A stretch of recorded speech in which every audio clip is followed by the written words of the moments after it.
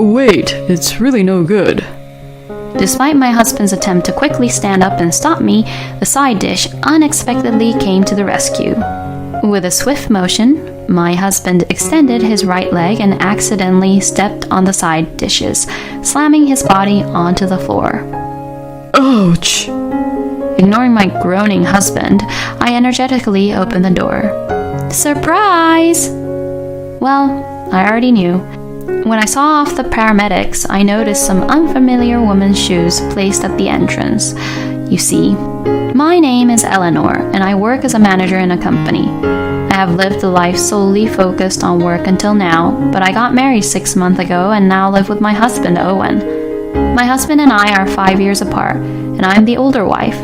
Our paths crossed 8 years ago. He came to my workplace as a salesperson for a job magazine, eager to make a sales pitch. I still vividly remember that moment. As a recent graduate, he had a nervous expression on his face as he dived into the sales pitch. My husband, who had recently become independent from his senior colleagues, was unsure of whom to approach and appeared flustered at the reception desk. And it happened that I was coincidentally there. I returned from a slightly late lunch to find my husband at the reception desk. "Is there something I can help you with?" Unable to get a response from him at the reception desk and sensing his suspicious behavior, I approached him. I came about the job magazine. Oh, I see. Did your contact person change? Huh? My husband looked bewildered. Being a newcomer, he was eager to knock on the doors of this company. However, job magazine contracts are usually handled by the headquarters of major companies. Unaware of this, he was determined to secure a major contract. Unfortunately, he ended up coming to the company where I work, which is a subcontractor. When I explained this to him, his face turned beet red. I'm sorry. Oh, no, not at all. I believe that kind of enthusiasm is really important in your work, you know. Good luck with everything. Thank you very much. At that moment, I found my husband so fresh and adorable, or so I thought. But there was no romantic feelings involved. I simply thought he was cute as a newcomer. So I completely forgot about this exchange at the time. Fate is an unpredictable thing. It honestly slipped my mind how much time had passed since then, but my husband and I unexpectedly ran into each other at a store near the company. Yes, I had forgotten about the interaction with my husband at that time. I appreciate your help back then. Huh? At your company's reception. Oh, right. How have things been since then? Yes, there are still many difficult things, but I'm somehow managing and doing my best. We engaged in casual conversation and then headed home, but we continued to run into each other several times at that convenience store. We exchanged contact information, and I was probably the first one to become aware of each other as potential romantic interests. I really wanted to support him in his clumsy but hard work. However, what still concerned me was the fact that he was 5 years younger. Although I had feelings for him, I couldn't clearly express those feelings. It was at that moment when he asked me to be in a relationship, and I gladly accepted without any hesitation. Since then, we have been dating for a long time, and it has brought us to the present. I felt happy to have been able to marry the person I loved so much. However, 4 months after our marriage, he decided to quit the job he had been working so hard in as a salesperson for the job magazine. Of course, he consulted with me before making the decision to resign. No matter how hard you work as a subcontractor, you can never see a clear future. While he works as a salesperson for the job magazine, he is not an employee of the company that publishes the magazine. He is actually an employee of a company approved to conduct businesses as a subcontractor for the major company. I knew from the beginning of our relationship that he was a subcontractor. However, it was after we got married that he started expressing these concerns. In that aspect, Eleanor, you're in a better position. You have a stable job as a proper employee. I find myself at a loss for words during moments like these. He's a full-time employee of the company, and I'm sure he's in no different position than I am.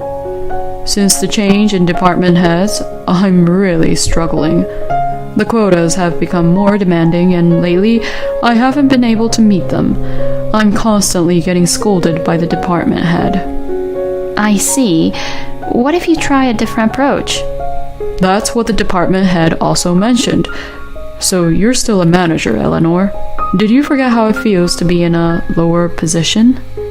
In the end, no matter what I say, it doesn't seem to reach my husband, who has fallen into a negative mindset. Lately, my husband has been like this all the time. Honestly, I was tired of this atmosphere. I want to quit my job. I couldn't affirm or deny those words. I thought that if it meant being liberated from this negative period, it might be worth considering and accepting. From now on, I'm thinking of being a full-time house husband. Eleanor, you enjoy your job, don't you? I'll put more effort into taking care of the household tasks in return. However, there were some words he said that I found hard to understand. Can someone who has never really done household chores suddenly be able to handle them? It seemed like he was underestimating the work involved in managing the household. Certainly, there is a difference between working outside the home and taking care of the household. But managing the household encompasses providing food, clothing, and shelter, and it's a demanding job. I honestly struggle with household chores, and I have deep respect for those who can smoothly handle them. I wonder if he can handle all of that. It's a significant doubt. Household chores. Have you ever done them before? Oh, and you were living with your parents until you married me, right? Besides, even after we got married, I was the one doing the household chores, right? I don't mind. It's just household chores. Just household chores? Those words really bothered me. Just? It's not something that simple. It's okay, it's okay. Being a full-time house husband is just the right kind of job for me. I can't help but feel that my husband's remarks are belittling the role of a house husband. It didn't sit well with me. We owe our ability to live our lives to this point to the foundation provided by our parents. My family, specifically, my father worked outside the home to earn a living while my mother took care of the household. It was the collaboration of my parents that made me who I am today. Both are important jobs that must not be lacking. My husband seemed as if he didn't get that. Eleanor, you think I can't do it, don't you?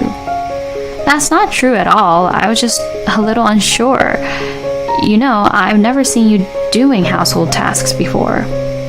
We won't know until we try, right? Are you already doubting me before I even start?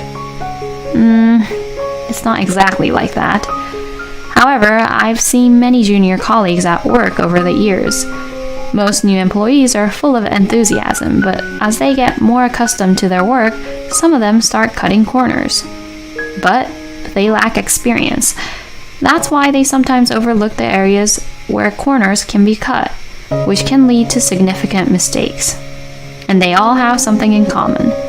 At first, they are all eager and say, "I'll do my best." You won't know until you try, is their emotional appeal. I see my husband doing the same thing right in front of me.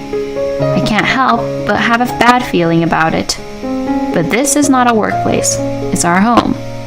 Since it's our family, I wanted to believe in his motivation.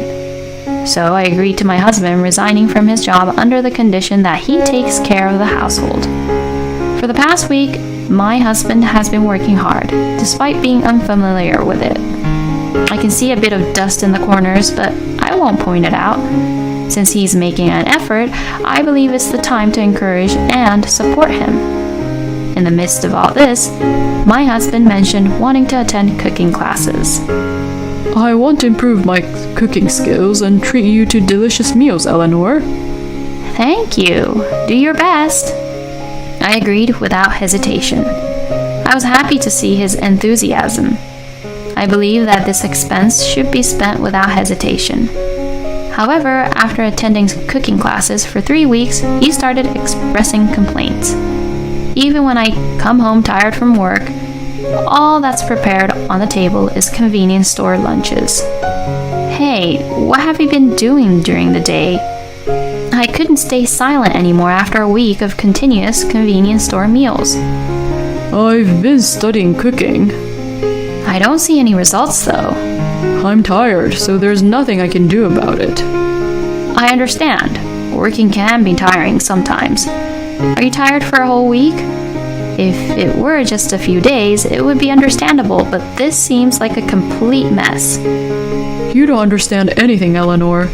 You have no idea how difficult household chores are. I do understand. That's why I've been expressing my gratitude all along.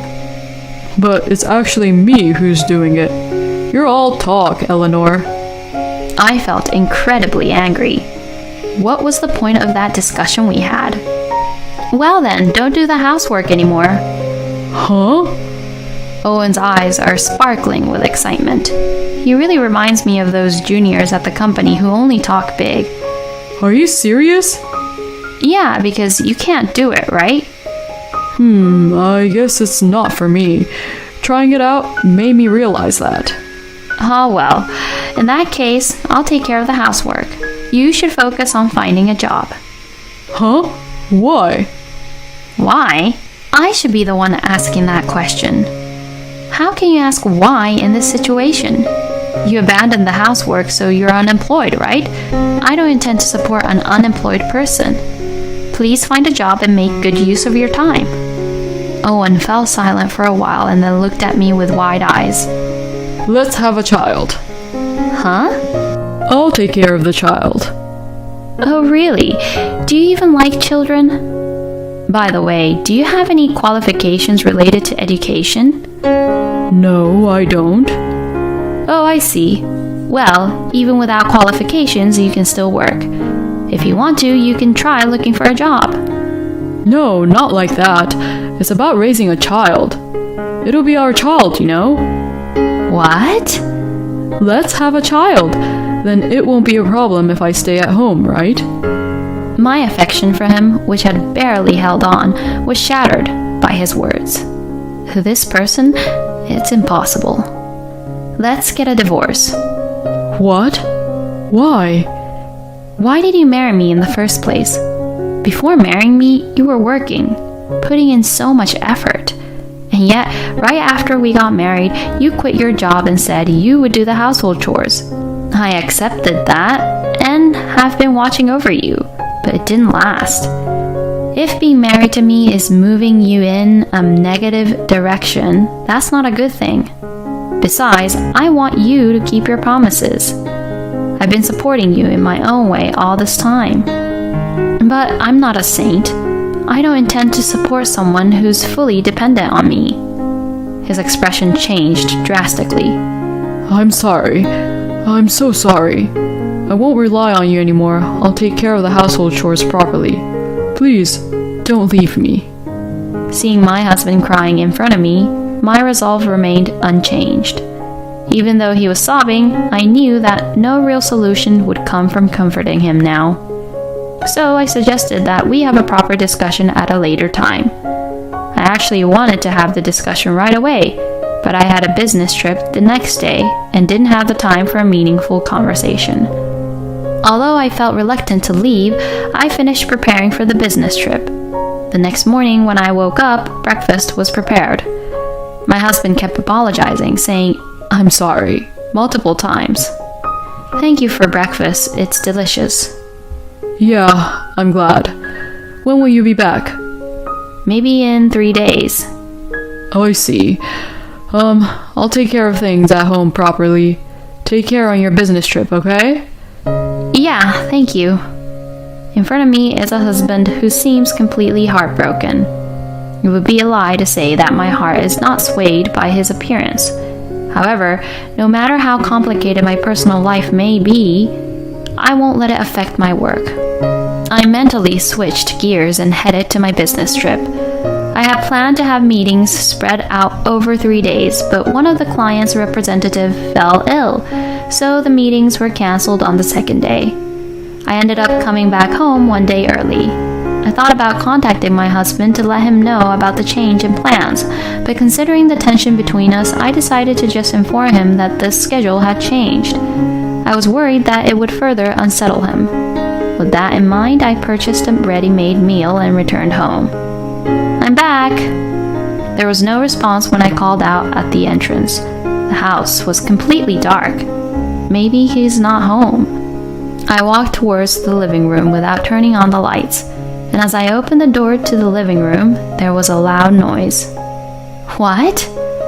I quickly turned on the lights to find my husband wearing only his underwear collapsed on the floor. Hey, Owen?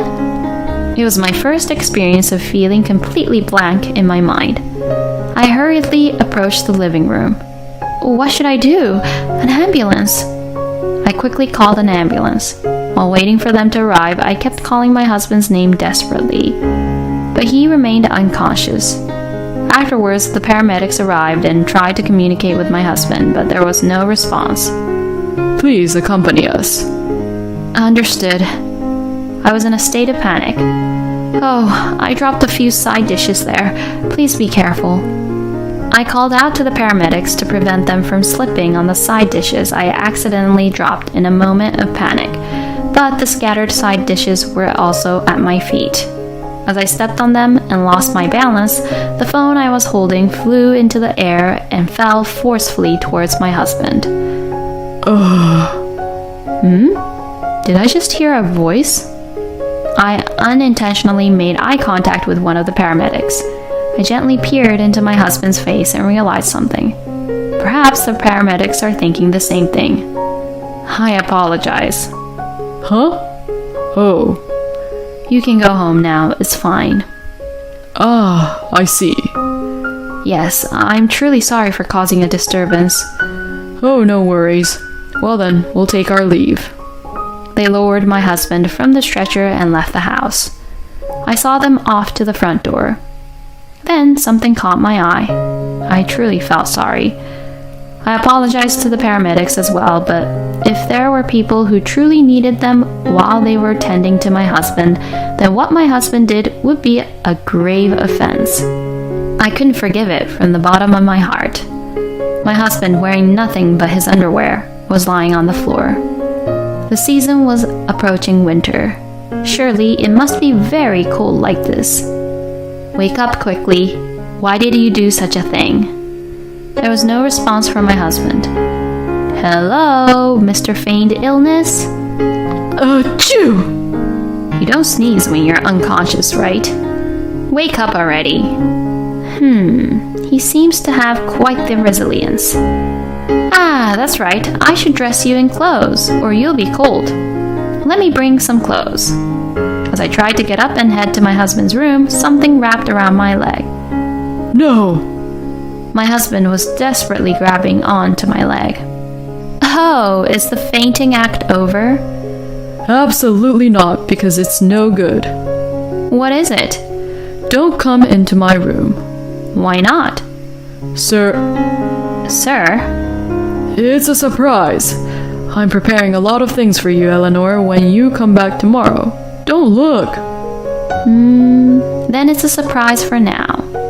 Wait, it's really not allowed.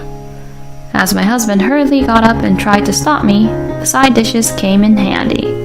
With a swift motion, my husband extended his right leg and accidentally stepped on the side dishes, slamming his body onto the floor. Ouch. Ignoring my writhing husband, I forcefully opened the door. Surprise! I already knew. When I saw off the paramedics, there were unfamiliar woman's shoes placed at the entrance. Are you my husband's affair partner?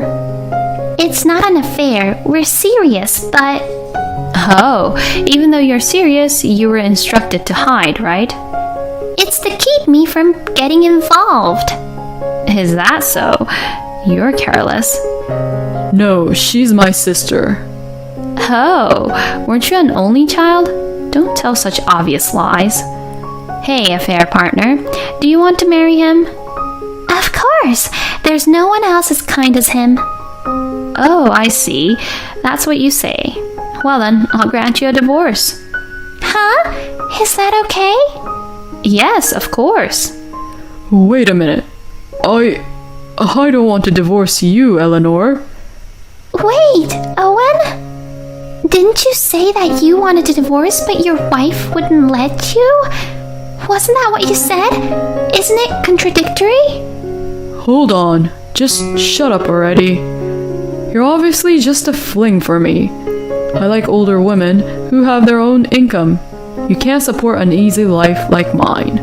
Seriously, just shut up, you idiot. How cruel! You deceived me. It's the foolish one who gets deceived. She is sobbing. Well, there's no room for sympathy, though. That's right, it's the foolish one who gets deceived. Eleanor, yeah, that's right. I'm sorry about this time. I was lonely and ended up playing around, but you are my true love, Eleanor. No, I'm also one of those who got deceived by you. So you wanted to marry a financially stable older woman to have an easy life, didn't you? Huh? Did I say something like that? Oh no. Don't you remember the insults you hurled at your affair partner? You said them right in front of me. I have also woken up. I will divorce you. Of course, as you are the one at fault, I will seek compensation from you. I don't need someone in my life who pretends to faint to cover up their own affair. There is nothing left to hesitate about. Wait a minute. If you're gone, how am I supposed to go on living? Work. Huh? Work and take care of yourself on your own. Wait. We have nothing more to talk about. We'll involve lawyers from now on. My husband stubbornly refused to leave, but when I contacted my in-laws, they took him away. I later claimed damages from the tearful mistress who left in a hurry. I expected to be met with resistance, but surprisingly, she immediately transferred the compensation. She returned to our house with her parents, bowing and apologizing on all fours. Well, she must have believed my husband's lies. Cheating is not commendable, but thanks to her, I'm grateful for having an advantageous position in the divorce proceedings with my husband. If she truly reflects on this matter, I hope she learns from it in the future. About a month after that incident, I divorced my husband. He stubbornly resisted until the end, but my father-in-law silenced him under a reign of fear. He was a foolish man who committed infidelity, but my in-laws are very sincere people. They also managed to defeat him when he greedily demanded a share of the assets. Well, considering we were married for a short time, the issue of asset division doesn't really matter much. It's really insignificant in the grand scheme of things. In the end, my ex-husband handed over $3,000 from his savings as compensation, and we reached a settlement. Afterwards, I heard that he, being unemployed, is assisting my former father-in-law with his occupation as a fisherman. With zero savings and no financial freedom, he is living under the surveillance of my parents-in-law, or so I've heard. Given that, my former father-in-law was determined to instill discipline and had a strong will. I imagine my ex-husband is being treated quite harshly. Meanwhile, I have become somewhat distant from love due to this incident. However, it's frustrating that it's because of him that I ended up like this. If there is another chance someday, I want to seize it without hesitation. After all, life is still long.